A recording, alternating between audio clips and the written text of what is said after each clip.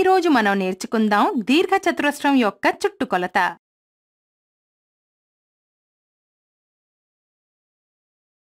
మునుపటి వీడియోలో ఏదైనా సంవృత ఆకృతి అంచులపై నడుస్తూ ఒక పూర్తి చుట్టు తిరగడంలో ప్రయాణించే దూరాన్ని ఆ ఆకృతి యొక్క చుట్టుకొలత అంటే పెరిమీటర్ అంటారు అని మనం నేర్చుకున్నాము. రండి ఈరోజు మనం దీర్ఘచతురస్రం యొక్క చుట్టుకొలతని అర్థం చేసుకుందాం. దీర్ఘచతురస్రం అనగా రెక్టాంగిల్ 4 భుజాలు గల ఇలాంటి ఒక సమాంతర బహుభుజి అనగా పారలెలోగ్రామ్. దీనిలో ఎదుటి భుజాలు అనగా ఆపోజిట్ సైడ్స్ సమాంతరంగా అనగా పారలెల్ గా మరియు సమానంగా అనగా ఈక్వల్ గా ఉంటాయి. మరియు అన్ని కోణాలు లంబ కోణాలు అనగా రైట్ యాంగిల్ అవుతాయి.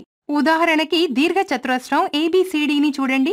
దీనిలో రేఖాఖండం AB = 7 సెంటీమీటర్లు, రేఖాఖండం BC = 5 సెంటీమీటర్లు, రేఖాఖండం CD = 7 సెంటీమీటర్లు మరియు రేఖాఖండం DA = 5 సెంటీమీటర్లు ఉన్నాయి. దీర్ఘచతురస్రం ABCD యొక్క చుట్టుకొలత ఎంతవుతుందో మీరు చెప్పగలరా? బాగా ఆలోచించండి. సరిగ్గా చెప్పారు.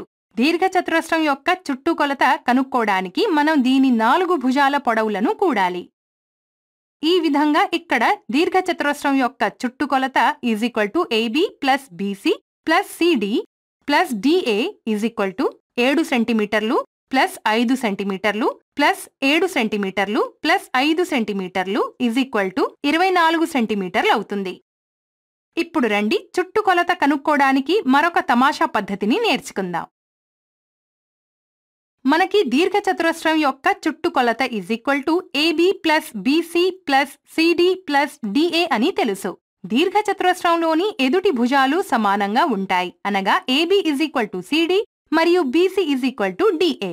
కాబట్టి మనం CD మరియు DA ల స్థానంలో వరుసగా AB మరియు BC లని ఉపయోగించవచ్చు.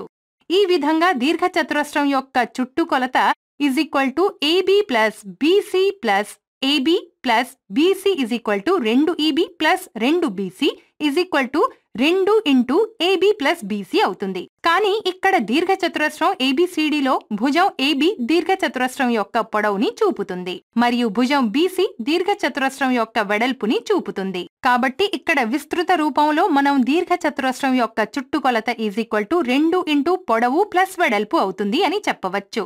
పొడవు 7 సెంటీమీటర్లు మరియు వెడల్పు 5 సెంటీమీటర్లు. కాబట్టి దీర్ఘచతురస్రం యొక్క చుట్టుకొలత 2 × 7 సెంటీమీటర్లు + 5 సెంటీమీటర్లు 2 × 12 సెంటీమీటర్లు 24 సెంటీమీటర్లు అవుతుంది. అయితే ఇప్పుడు మీరు చెప్పగలరా?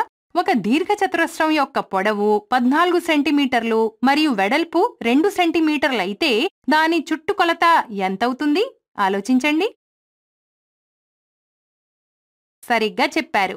ఈ సందర్భంలో దీర్ఘచతురస్రం యొక్క చుట్టుకొలత 2 × 14 సెంటీమీటర్లు + 2 సెంటీమీటర్లు 2 × 16 సెంటీమీటర్లు 32 సెంటీమీటర్లు అవుతుంది. ఈ రోజు మనం దీర్ఘచతురస్రం యొక్క చుట్టుకొలత గురించి నేర్చుకున్నాము. తదుపరి వీడియోలో దీనికి సంబంధించిన కొన్ని ఉదాహరణలను పరిష్కరిద్దాం.